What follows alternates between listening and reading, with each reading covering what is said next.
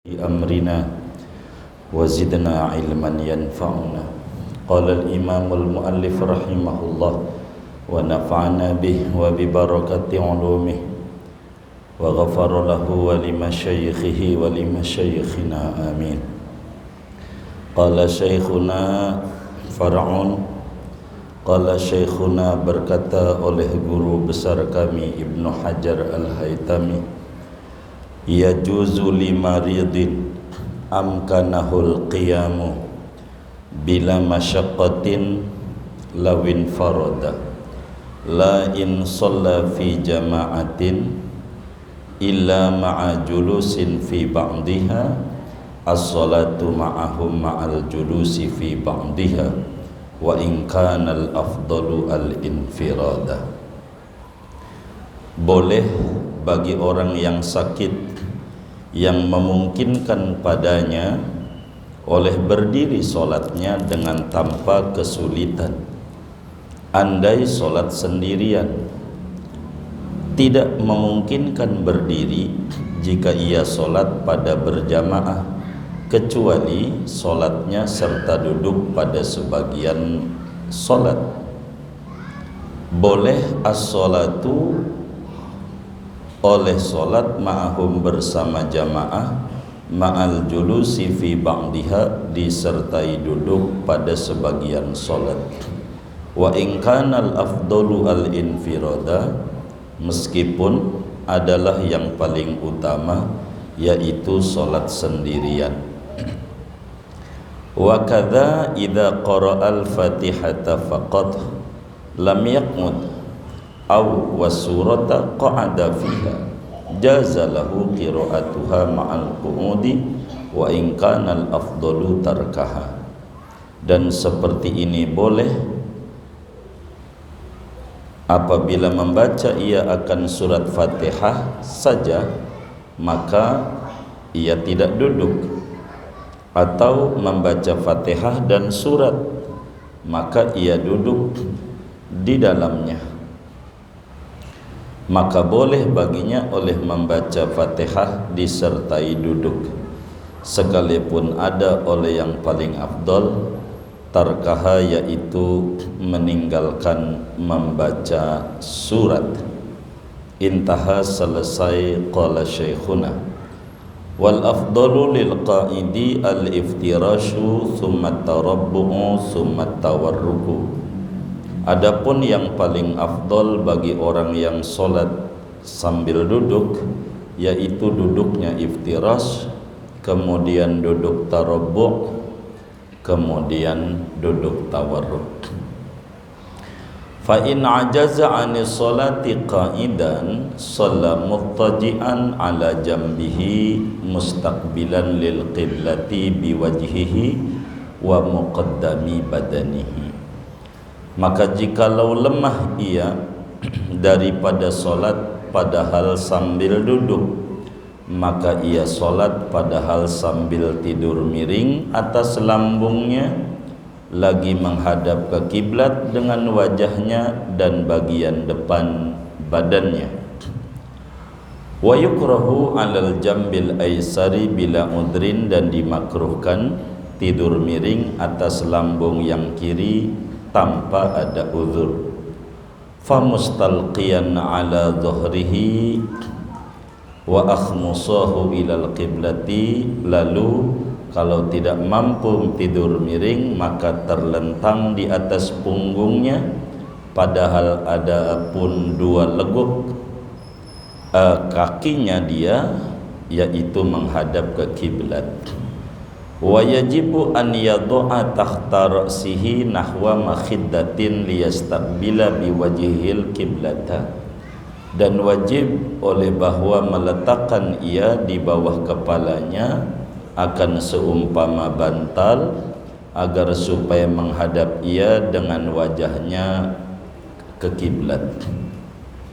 Wa an yumi'a ila sawbil qiblati raki'an wa sajidan, dan wajib oleh bahwa isyarat ia ke arah kiblat padahal ruku dan sujudnya.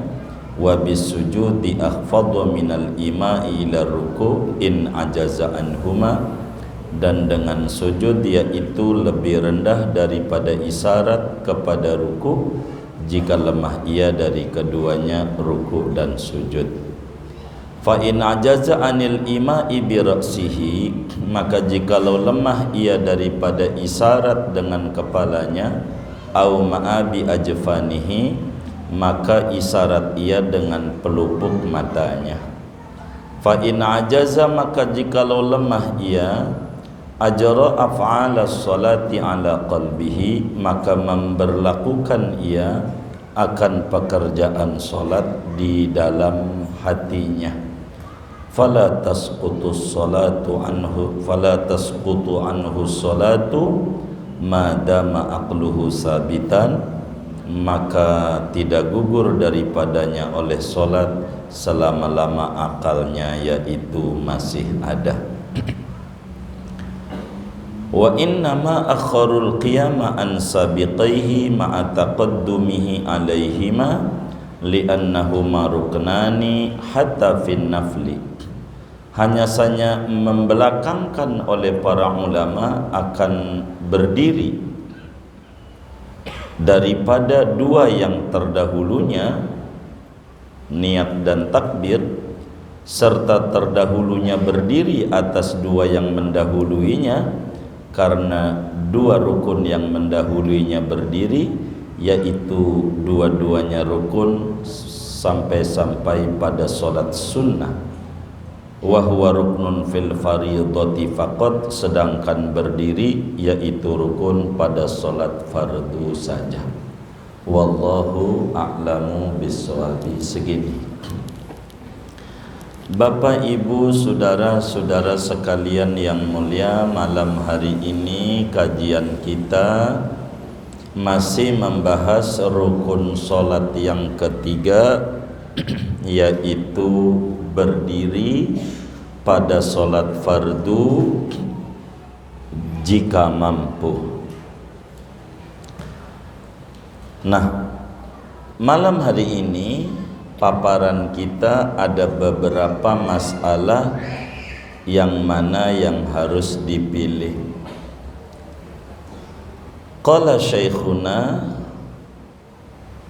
guru besar Fathul Mu'in, yakni Imam Ibnu Hajar Al-Haytami, berpendapat bagi orang yang sakit, ada orang yang sakit, kalau dia solatnya sendirian, maka dari rakaat 1 sampai 4 ibarat zuhur bisa berdiri kalau sholatnya sendirian, karena bisa mengukur surat-surat yang dibaca kalau sholatnya sendiri. Tapi kalau sholatnya berjamaah, maka dia bisa berdiri 2 rakaat doang. Jadi 1 dan 2 berdiri, 3 dan 4 sudah enggak kuat kakinya diri, sholatnya sambil duduk. Ini bagaimana ini orang yang kayak begini? Bolehkah orang yang sakit ikut berjamaah dengan imam ke masjid, tapi sholatnya enggak tuntas berdiri, hanya 2 rakaat doang berdirinya, yang 2 duduk? Kalau di rumah dari 1 sampai 4 ibarat zuhur bisa berdiri semuanya. Ini orang yang model begini bolehkah ikut berjamaah? Kata Imam Ibnu Hajar Al-Haytami, yajuzu limaridin amkanahul qiyamu bila masyaqqatin lawin farada la in shalla fi jama'atin illa ma'a julusin fi ba'diha as-salatu ma'ahum ma'al julusi fi ba'diha wa in kana al-afdalu al-infirada. Agama membolehkan bagi orang yang sakit, yang bisa berdiri full Ibarat zuhur 4 rakaat kalau sholatnya sendirian. Kalau berjamaah berdirinya anda full hanya 2 rakaat, yang 2-nya atau sisanya sambil duduk. Kata Ibnu Hajar, boleh saja sholat ikut berjamaah dapat ganjaran 27 derajat meski sholatnya tidak sempurna berdiri.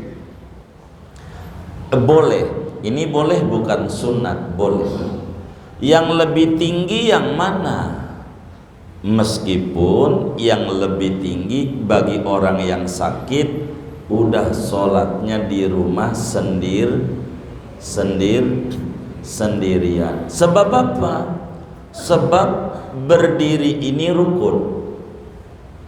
rukun sholat. Nanti surat-surat segala macam itu sunat. Berjamaah hukumnya sunnah muakkad, tidak wajib. Begitu, sunnah muakkad berjamaah. Bolehkah orang yang sakit pada akhirnya dia sholatnya tidak sempurna berdirinya, hanya 50% dari sholatnya dia, karena dia mengejar nilai berjamaah?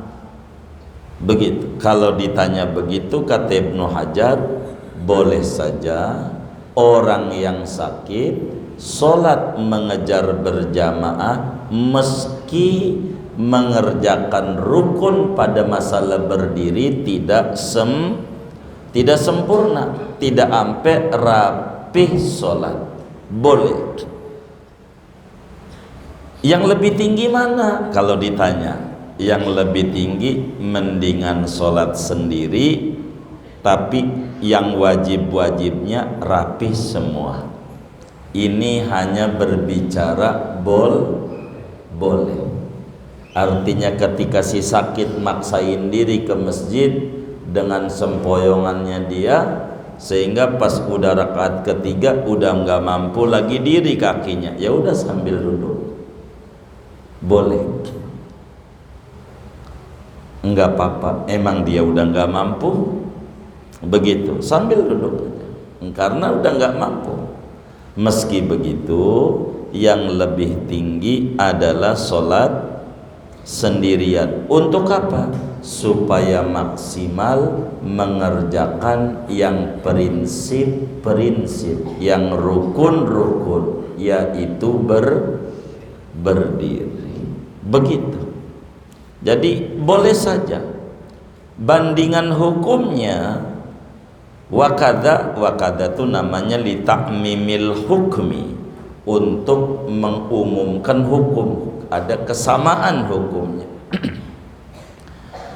Begitu kita sholat sendiri, kalau sholat kita ini Fatihah doang, habis Fatihah langsung ruku, bisa berdiri sampai 4 rakaat tuh dhuhur. Tapi kalau habis Fatihah ditambah surat, enggak kuat untuk berdiri. Bakalan nanti di rakaat ketiga, keempat baca Fatihahnya sambil duduk. Maka sama hukumnya. Boleh orang sholat baca Fatihah plus surat, di dalam sholatnya dia disempurnakan dengan surat, meski pada akhirnya rukun berdiri sudah nggak kuat gara-gara ditambah surat. Boleh. Meski begitu, tetap yang lebih afdol tidak perlu baca surat, karena Fatihah dalam keadaan berdiri wajib. Berdiri ini rukun. Jadi walaupun ini rukun, tapi boleh dengan dia dipanjangkan itu dengan surat. Sama dengan berjamaah kan dipanjangkan, kita nggak paham, imamnya baca suratnya jadi panjang, akhirnya kita nggak kuat diri. Boleh saja sholatnya sambil duduk demi mengejar ganjaran baca surat. Boleh, tidak dilarang. Meski begitu, yang paling afdol daripada manggul-manggul kursi ke masjid yang ujungnya duduk, mendingan sholat di rumah sambil berdiri. Manggul kursi bisa dari rumah ke masjid, ujungnya di masjid, sholatnya sambil duduk. Boleh sih, tapi yang paling gede ganjaran buat dia berdiri. Ini rukun sholat yang harus dijaga, kayak ngejaga Fatihah, kayak ngejaga rukun-rukun yang lain. Karena ini barang wajib dalam sholat wajib. Begitu saudara. Sesudah kita memahami, bila kita tidak mampu diri, kemarin ngajinya, maka sholatnya sambil duduk. Pertanyaannya, kalau kemudian kita sholatnya sambil duduk, cara duduknya bagaimana?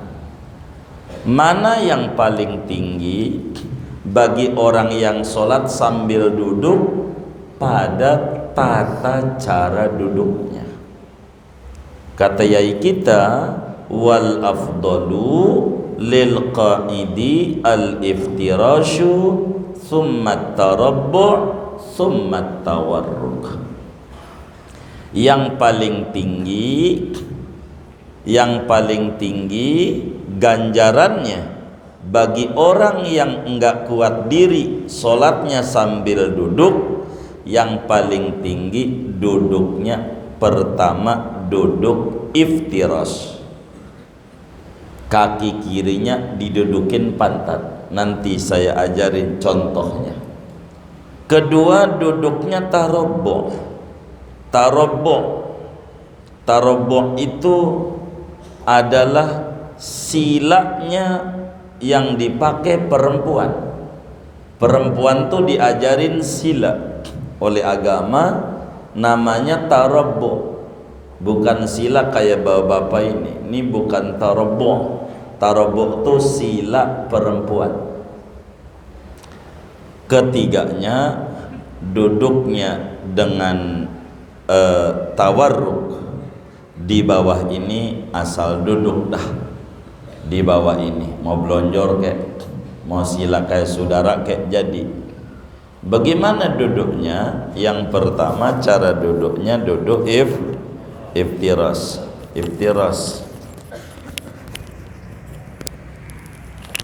Duduk iftiras itu duduknya begini. Moga kelihatan, ya kelihatan diri.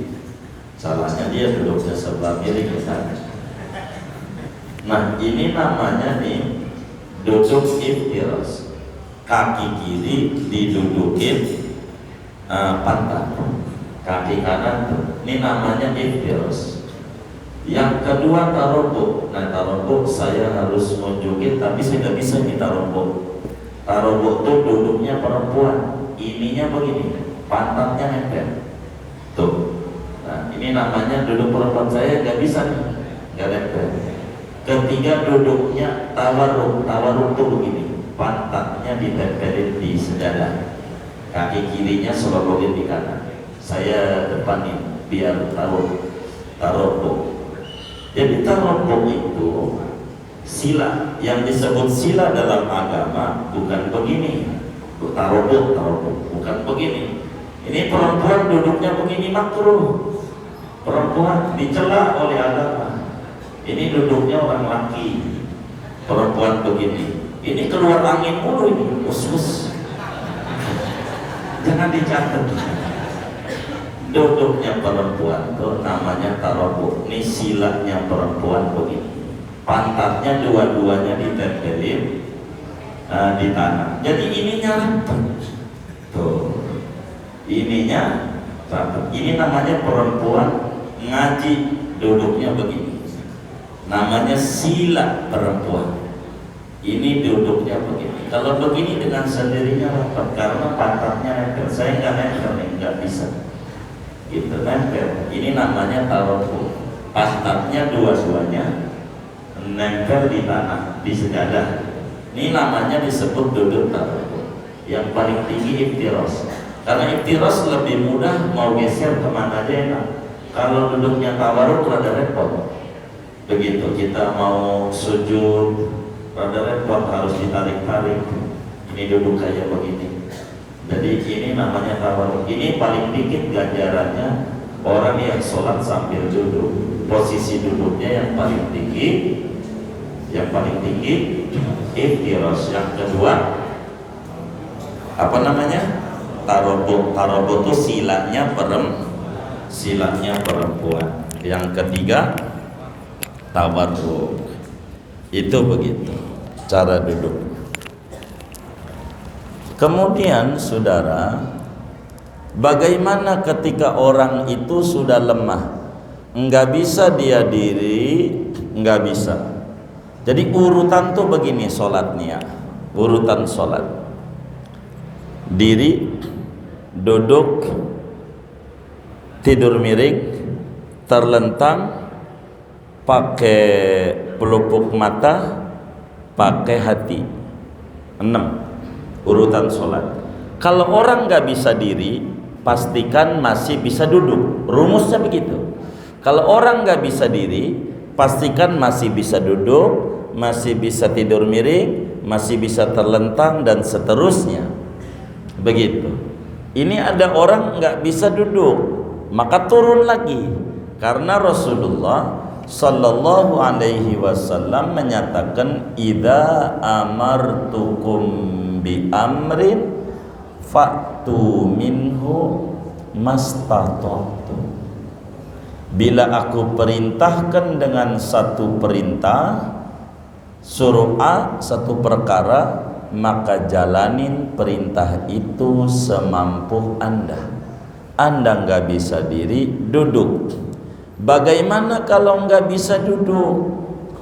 Fa in ajaza anis sholati qa'idan shalla muttaji'an ala jambihi mustaqbilan lil qiblati biwajhihi wa muqaddami badanihi. Jika orang itu sudah nggak bisa sholat sambil duduk, apalagi diri, duduk aja udah nggak bisa, bagaimana? Maka sholatnya diatur oleh agama. Saking pentingnya ini sholat, maka sholatnya sambil berbaring. Sambil berbaring. Terserah, mau lambung kiri boleh, mau lambung kanan boleh. Yang penting prinsipnya berbaring. Hanya yang wajib kudu ngadep kiblat wajahnya dan bagian depan wajahnya, supaya ngadep kiblat. Ini pokok. Wajah kudu ngadep kiblat, bagian depan badannya kudu ngadep kiblat. Masalah miring dia pakai lambung kiri. Kalau Indonesia ke utara silahkan, ke selatan silahkan, itu bebas-bebas saja. Boleh ke utara, boleh ke selatan. Begitu, pakai lambung kiri, pakai lambung kanan, boleh. Hanya yang paling tinggi ganjarannya pakai lambung kanan. Yang paling tinggi ganjarannya pakai lambung kanan. Kalau lambung kanan sudah tidak bisa, baru pakai lambung kiri. Kalau sengaja ngajak pakai lambung kiri, padahal lambung kanan bisa, hukumnya makruh. Itu makna wa yukrahu alal jambil aisari bila udhrin. Hukumnya makruh bila sholat sambil miring pakai lambung kiri, bila masih bisa lambung kanan. Dari mana dalilnya? Di dalam Sahihul Bukhari, Imamul Bukhari riwayatkan, begitu juga Imam Abu Dawud, Imam Nasai, dan banyak ulama-ulama hadis meriwayatkan dari Sayyidina Imran bin Husain radhiyallahu taala an, kata Nabi kepada beliau, karena beliau ini sakit ambeien wasir, kata Nabi, sholli qa'iman fa illam tastati' fa qa'idan fa illam tastati' fa ala jambin fa illam tastati' fa mustalqiyan. Kata Nabi, sholatlah anda Imron kudu diri, kalau kagak bisa sambil duduk, kalau nggak bisa pakai lambung, maknanya tidur miring. Dalam riwayat Imamun Nasai, Nabi melanjutkan, kalau nggak bisa miring terlentang, maka sholatnya sambil miring.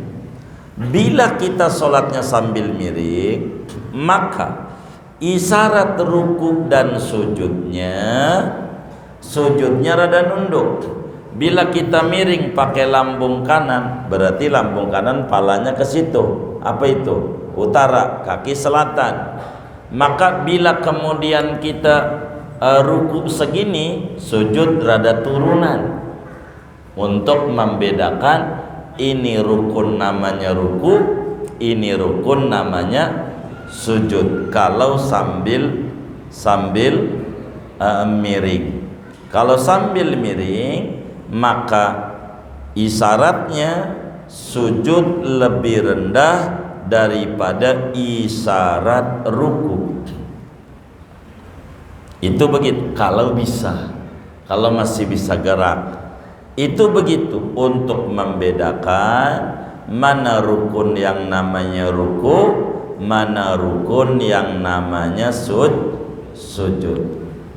Kalau sudah nggak bisa miring sakit, udah parah nih, maka sholatnya terlentang. Berarti kalau di kita palanya di timur, kakinya di barat, di kiblat, dengan catatan wajib palanya dikasih bantal biar rada miring, biar dadanya ngadep kiblat. Ama akhmusah, mohon maaf kaki saya angkat, ini namanya akhmusah, legokan kaki. Ini nih akhmusah, jadi kakinya begitu biar ngadep kiblat.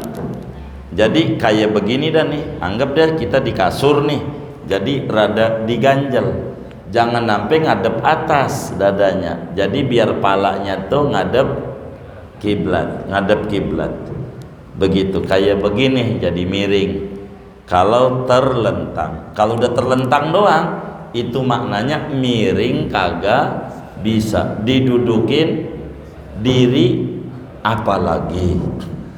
Kalau sudah nggak bisa terlentang, sulit bagi dia. Bagaimana ini nih?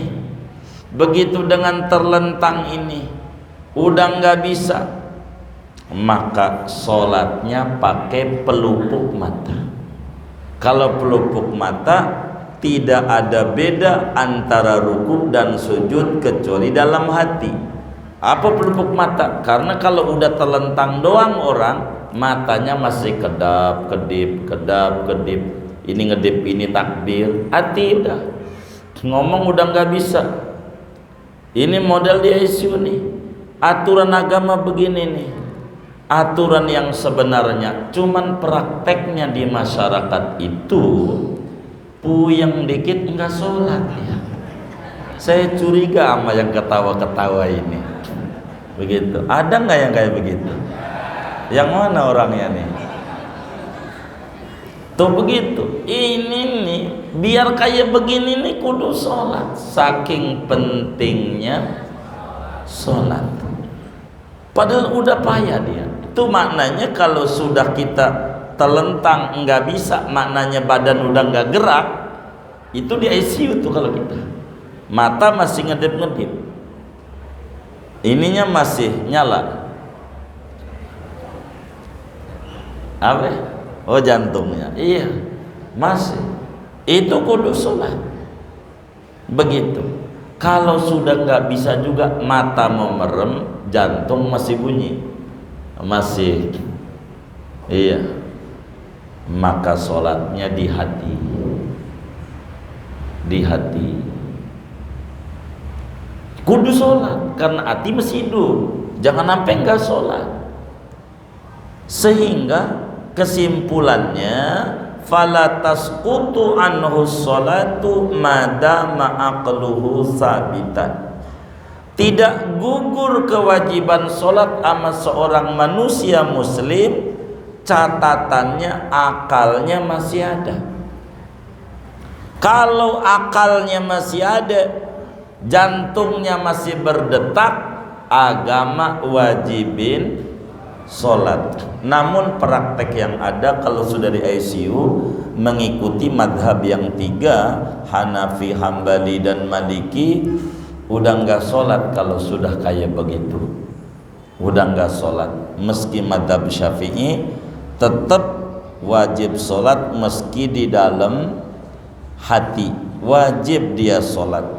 Maka dia perjalankan di hati rukun qauli, rukun fi'li. Kalau mulutnya masih ngomong, ya dia masih qomat kamit. Semua dia bayangin berdiri, bayangin ruku, bayangin yang tidal, bayangin sujud dan seterusnya. Salat itu wajib, enggak ditinggal. Maka dengan ini enggak ada orang jadi wali enggak sholat.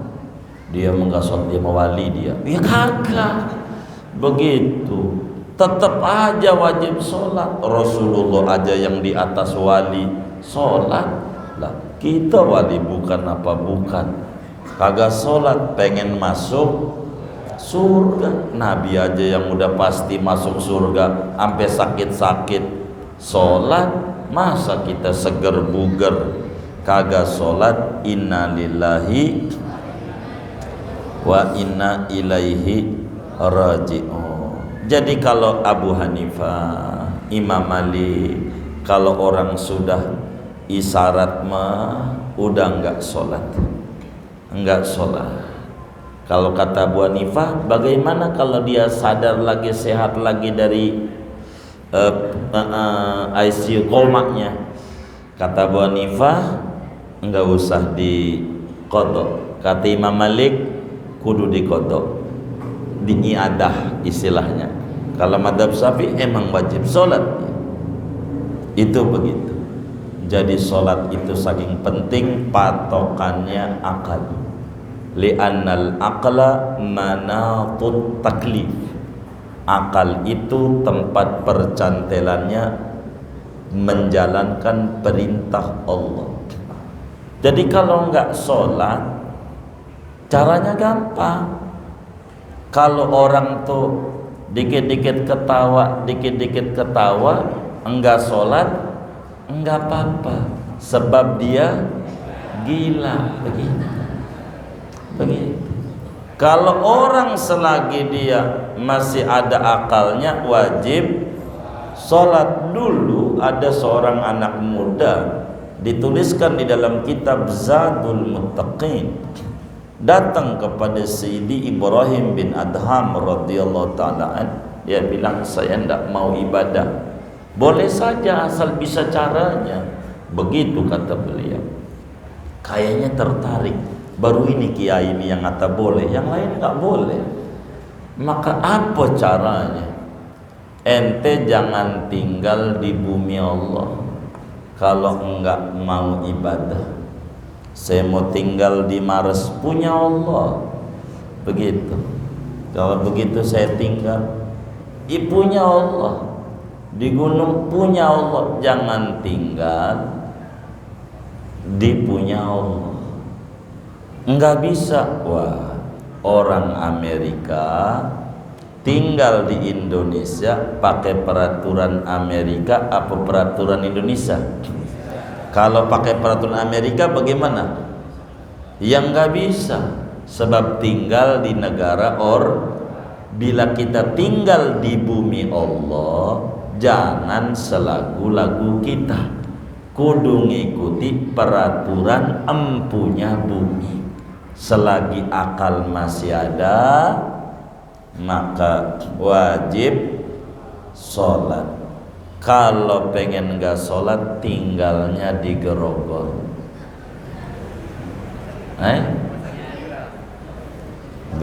Di mana?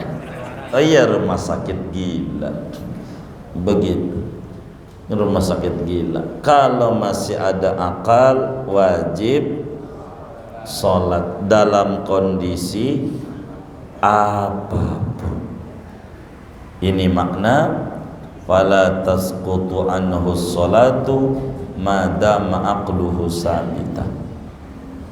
Kembali bila orang di ICU, ikut saja madhab Abu Hanifah dan madhab Malik, gugur dah sholat di ICU. Madhab Syafi'i nggak kasih, karena manatut taklif al aql. Selama masih ada akalnya, maka wajib menjalankan sholat. Inilah yang dia bisa, kata Imam Syafi'i. Ya jalanin. Kemudian Fathul Muin memberikan alasan kenapa rukun sholat yang pertama niat, yang kedua takbiratul ihram, ketiga berdiri. Kenapa berdiri di nomor 3? Niat dan takbir di nomor 1 dan 2. Bukankah orang sholat itu pada prakteknya diri dulu, sesudah diri barulah dia takbir dibarengkan dengan niat. Kenapa dirinya di nomor 3 bukan di nomor 1? Oh begini, kalau ditanya begitu alasannya, wa innama akharul qiyamah. Kenapa ulama itu menunda berdiri di nomor 3 kan, sedangkan niat dan takbir di nomor 1 dan 2? Dijawab oleh Fathul Muin, ulama memposisikan berdiri di nomor terakhir 3 dibanding niat dan takbir, padahal berdiri pada prakteknya lebih dulu daripada takbir dan niat, sebab niat dan takbir terus ada walaupun pada sholat sunat. Sholat sunat ke, sholat sambil duduk ke, sholat sambil terlentang ke, niat dan takbir ada. Pada sholat sunat niat dan takbir ada, sedangkan berdiri pada sholat wajib doang. Pada sholat sunat tidak ada kewajiban berdiri. Pada sholat sunat bolehlah orang itu biar seger buger, sholatnya boleh sambil duduk.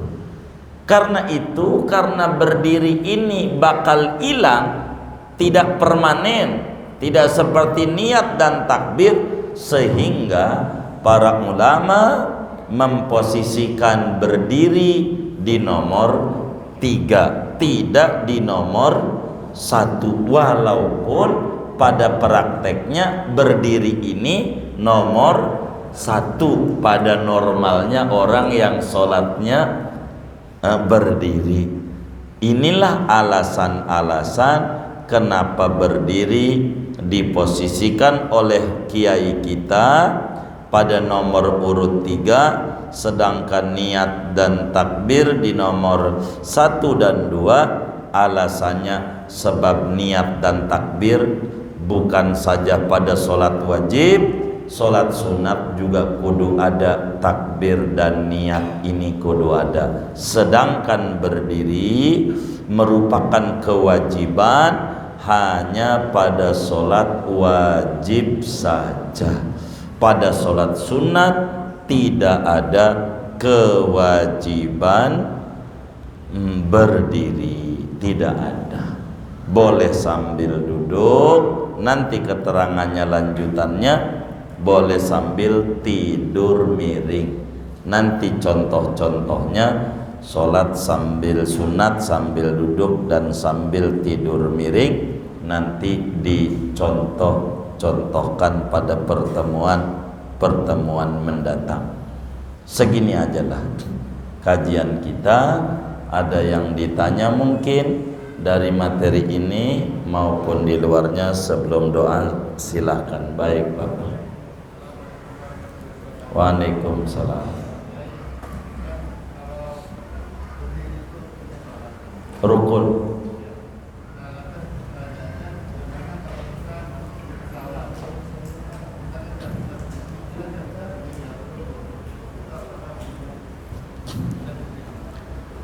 Bagaimana kalau sholat di pesawat? Sholat di pesawat itu adalah hanya bisa dilakukan sebagai sholat menghormati waktu. Kenapa? Bukan pada diri doang dalam pesawat yang hilang karena nggak bisa diri barangkali, tapi wudhu pun sebagai syarat sholat hilang. Kenapa orang sholat kudu wudhu? Di pesawat kalau orang 450 orang wudhu, insya Allah nyampe bukan ke Ka'bah tapi nyampe ke rahmat Rabbul Ka'bah, meledak begitu. Maka enggak mungkin sholat wudhu di pesawat.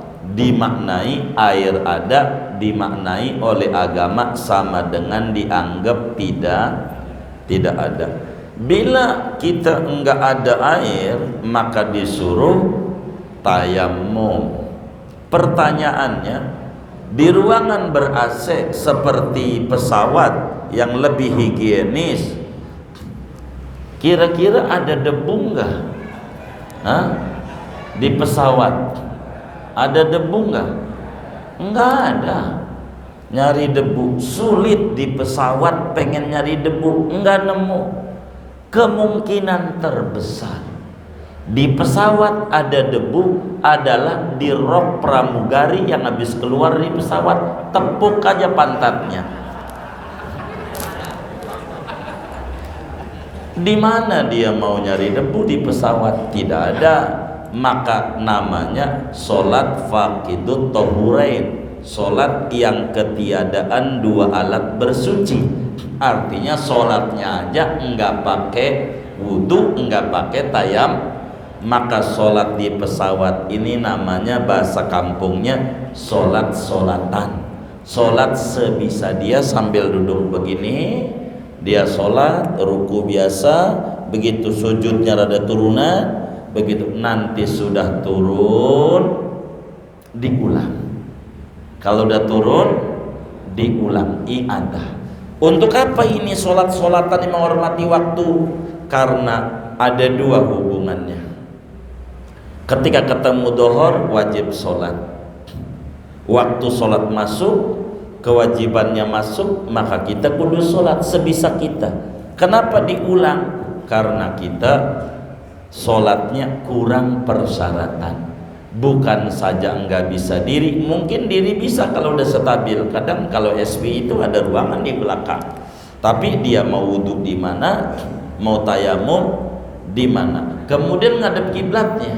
Karena kami pernah punya pengalaman satu kejadian tahun berapa ya, 2004, kata kawan kita, saya bilang, ya dia kan ngotot pakai tayamum, pakai apa? Itu kan ada di TV-nya. Itu sholat ikut TV, ikut ulama.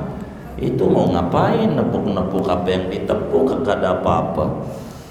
Jadi wudhu, kata dia, nanti pulang.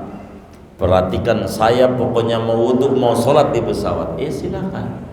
Pakai apa? Pakai zam-zam, ya sudah saya siapin. Oh iya baik. Dia wudhu, bawa zam-zam. Lihat nih. Ya iya boleh. Dia wudhu, udah wudhu, duduk lagi di kursi, dia sholat subuh kali itu. Udah selesai sholat, dia bilang, tuh kan saya sholat pakai wudhu. Iya, tapi ente ngadep mana? Ngadep timur. Ka'bah di timur. Ulang. Ya sayang banget, ini jam-jam. Kalau dibilangin sholat-sholatan, nggak usah maksain diri. Ngadepnya udah nggak ngadep Ka'bah, sholatnya sambil duduk sholat wajib. Maka ini namanya sholat di pesawat, namanya sholat faqidut tahurain, lihurmatil waktu saja, menghormati waktu. Nanti udah turun diulang. Tapi kalau dia bisa mengukur mah nggak perlu bisa jamak qasar. Contoh, kita mau ke Arab, terbang tengah satu siang udah dohor. Kita nggak mungkin udah di pesawat dohornya, tapi udah dohor. Itu dengan kita jam setengah satu, jam 12, maka datang ke Arab baru jam 5. Nyampe Arab tuh baru jam 5 sore di Arab. Karena kita maranin ke barat tuh makin siang dia. Begitu. Karena kita waktu jam 12, di sini baru jam 8. Begitu. Perjalanan 9 jam dipotong selisih waktu 5 jam. Maka jam 5 masih asar. Jadi sehingga di pesawat kita niatin saya jamak takhir di Jeddah. Bisa. Jadi kita harus pandai mengukur rute. Kami itu kalau berangkat bepergian selalu membaca rute. Memungkinkan nggak nyari tiket yang kayak begini supaya kita ketemu. Begitu. Jangan sampai ninggalin ibadah nih. Kalau udah nggak memungkinkan ya sudah ya kita harus terima dengan yang ada ya, sehingga sholatnya menghormati waktu begini. Kurang lebih demikian kalau sholat di pesawat. Allah alam. Ya baik.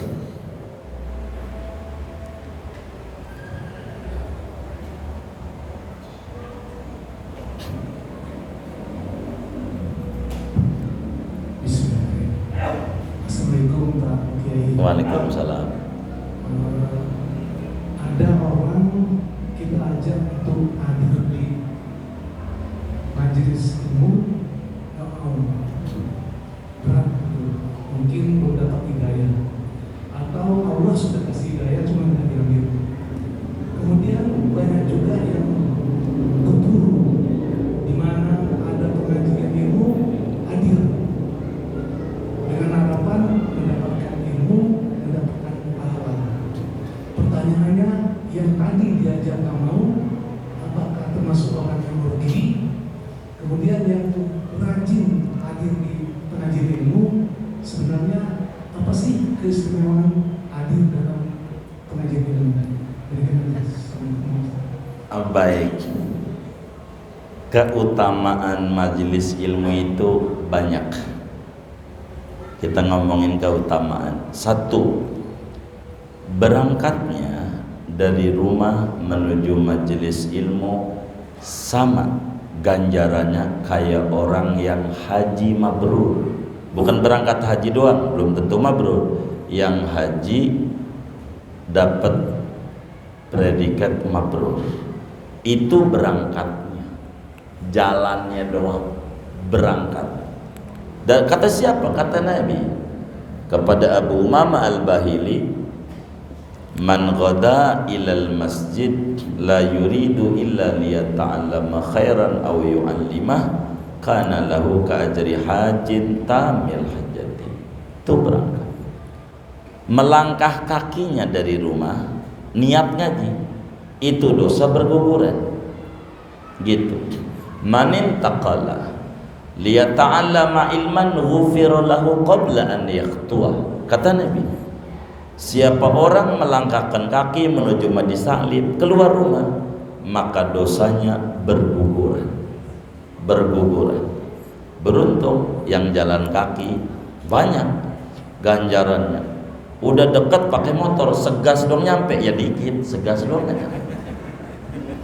Itu kayak begitu. Jadi ganjarannya. Baru nyampe di majelis ilmu, baru datang di masjid, belum duduk, baru datang. Kata Nabi, khuduruka ila majalisil ilmi khairun laka min aitqi alfi raqabat min salati alfi raqatin tatawuan wa min syuhudi alfi janazah wa min iyadati alfi marid. Anda datang di majelis taklim dapat ganjaran 3.000, dapat ganjaran sholat sunat 1.000 rakaat. Datang doang dapat. Kita sholat sunat 1.000 rakaat, tarawih aja milih 23 11, 23 masjid sebelah aja, apalagi 1000. Begitu saudara, 1000 ganjaran lebih gede daripada sholat jenazah 1000 orang. Belum tentu. Amil aja, amil yang kerja di Kamboja itu, yang yayasan Mawar Lapo namanya tuh, yang yayasan kematian, belum tentu sehari 1000 dapat gitu nyolatin, belum tentu. Dan dapat ganjaran 1000 orang sakit dia besuk. Dokter belum tentu. Nengok pasien tuh 1000 orang sehari belum tentu. Tapi ngaji baru datangnya doang segede itu. Tuh ngaji. Makanya ama ngaji tuh orang nggak mau. Kenapa nggak mau? Bukan nggak dapat hidayah, dia bingung mikul ganjarannya. Kebanyakan gitu.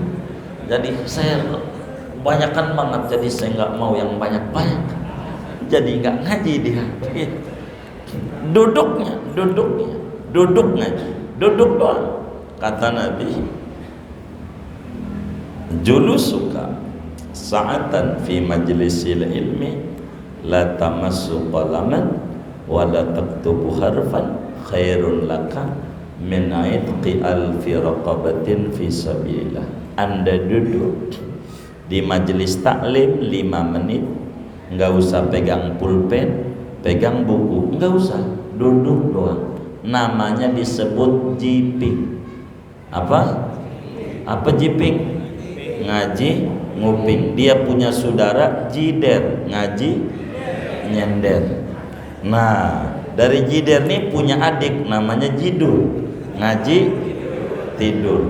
Ada juga punya cucu namanya jinggo, ngaji ngigo. Begitu.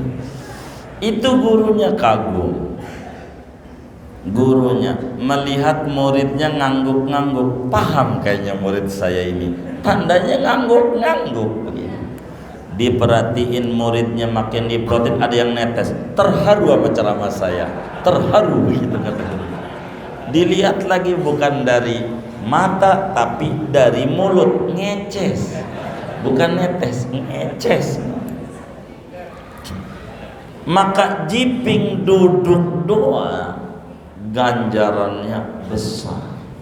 Itu nggak pegang pulpen, nggak pegang buku, apalagi pegang pulpen, pegang buku. Tuzanu midadul ulama wa dima'u syuhada. Nanti di akhirat coretan orang yang ngaji akan ditimbang sama orang pejuang yang membela agama, orang mati syahid, ditimbang darah yang keluar sama coretan-coretan pulpennya, ditimbang. Begitu ditimbang. Maka yang unggul adalah coretan orang ngaji. Saudara kalau bawa pulpen, bawa buku, ini coretannya paling gedenya ganjaran. Kalau nyoret, nyatet, bawa buku, catat ke majelis. Sebab otak kita nggak kuat untuk menerima ilmu. Kesandung dikit lupa tadi ngaji apa. Makanya ngaji dia nutupi ngajinya meleng sebetulnya. Ngaji makanya rugi ngaji, padahal dia kagak tahu tuh yang ditanya. Ini kita pentingnya harus ngaji. Dan orang yang ngaji itu keuntungan terbesar adalah ibadahnya diterima. Itu terbesar. Kenapa? Ada orang belajar sepeda jatuh-jatuh, nabrak pohon kelapa, jatuh di aspal. Kira-kira ditertawakan apa dimaklumi? Kenapa dimaklumin? Masih belajar. Maka ketika malaikat laporin, ya Rob ini sholatnya belum benar, terima aja. Emang apa ya Rob? Masih belajar dia. Duduk ngaji, tapi duduknya ngantuk, biarin. Masih ngaji, begitu. Biarin, masih ngaji. Dan orang yang ngaji rizkinya luas. Dan itu jaminan Rasulullah. Kata Nabi, innallaha taqaffala li talibil ilmi birizkihi Allah jamin keberlimpahan rezeki bagi orang yang benar-benar mau duduk di majelis ilmu. Coba yang kita udah ngaji, rasakan kehidupan kita dari sisi finansial. Bagi yang ngaji beda orang yang ngaji sama yang ngaji beda, begitu beda. Akan lebih luas rezekinya bagi orang yang ngaji, sebab akan muncul sakinah, ketenangan, muncul inspirasi. Terkesan kita duduk kayak begini membuang waktu, tapi justru ini memanfaatkan waktu. Kata Imam Ghazali di dalam Ayyuhal Waladnya, beliau menyampaikan min jumlati ma nasaha bihi Rasulullah sallallahu alaihi wasallam ummatahu qauluhu sallallahu alaihi wasallam alamatu i'radillahi ta'ala 'alal 'abdi ishtighaluhu bima la ya'ni. Kata Imam Ghazali, satu di antara pesan Rasulullah, kalau pengen tahu Allah tuh gedek apa demen sama kita, Allah cuek apa sayang sama kita, pengen tahu cirinya gampang. Kata Nabi, tandanya Allah cuek, gedek sama seorang hamba, si hamba disibukkan dengan perkara-perkara yang tak punya nilai di mata agama. Ketika kita ngerjain yang sibuk-sibuk yang kurang berfaedah, maka di sana Allah i'rad, Allah berpaling, Allah tak suka sama tu orang. Begitu. Maka kata Imam Ghazali, wa ini mru'un dhahabat sa'atun min umrihi la jadirun an yatula alaihi hasaratuhu yaumal qiyamah. Andai ada orang waktunya terbuang seumur hidup dari 15 tahun sampai mati 1 jam doang buat kongres, kongko ora beres, begitu. Buat duduk-duduk yang kagak sejam doang, maka dia bakal pastilah lama nangisnya di akhirat. Sejam doang, apalagi berjam-jam, berhari-hari ama ngaji enggak demen, begitu. Ama ngaji enggak demen. Tapi kalau seorang muslim di hati kecilnya yakin ada demenlah ama ngaji. Muslim tuh siapapun dia, di hati kecilnya mesti demen ama ngaji. Hanya dikasih opsi 2 oleh agama. 2 opsinya, milih ngaji apa di ngajiin. Bilang aja sama dia, milih ngaji apa di ngajiin. Mungkin milih yang kedua yang gak ngaji itu, milih di ngajiin. Innalillahi wa inna ilaihi raji'un. Penyebabnya diajak ngaji itu kadang suudzon nama yang ngaji. Ini yang menyebabkan dosanya paling berat. Apa suudzonnya? Bang ngaji yuk, sorry gua repot. Ini namanya suudzon. Ngomong sorry gua repot nih dosanya gede banget. Dari mana? Sebab menuduh bapak-bapak dan ibu-ibu semuanya pengangguran. Kurang ajar enggak? Begitu. Ini nuduh bapak-bapak ini semuanya pengangguran. Semua juga repot, hanya menyempatkan waktu. Begitu. Bagaimana kita memanage waktu? Inilah adalah gunungan es. Sebagai umur kita itu waktu kita, waktu kita umur kita. Umur itu kayak gunungan es. Tahu gunungan es? Dipakai habis, enggak dipakai habis. Enggak ngaji habis umurnya, dibawa ngaji habis. Tapi dibawa ngaji manfaatnya jauh lebih besar. Bapak jangan menyesal, doain doain, ajak, doain. Insya Allah tugas kita hanya ngajak doang, urusan nurut dan tidak urusan dia. Begitu urusan dia. Nanti juga lama-lama dia mikir, bukan gak dapat hidayah. Begitu, karena hidayah itu bukan ditunggu tapi dicari. Kalau pengen kenyang, makan. Kalau pengen seger, ya minum. Kalau pengen dapat hidayah, ya ngaji. Bukan ditungguin orang nemu. Kecuali hidayah, tukang es cendol bisa lewat. Itu begitu. Tapi hidayah kudu dicari. Maka berbahagialah orang yang sudah demen duduk-duduk di majelis ilmu. Kadang pribadi kami aja, biar kata badan mau di rumah, kasihan sama yang jauh-jauh duduk di majelis taklim mau ngaji. Kalau nggak datang bagaimana tuh, orang jauh banget. Jangan-jangan hujan dia naik motor. Jadi penyemangat juga, meski kadang badan tidak stabil, mesti kita hadir juga di majelis ilmu. Kadang mempertimbangkan daripada teman-teman yang mau hadir di majelis ilmu. Saya tahu ada yang dari Cimone ini, ada yang dari Karawaci, saya tahu ada yang dari Pinang, ada yang dari Depok ini yang ngaji, ada beberapa yang saya tahu jauh begitu.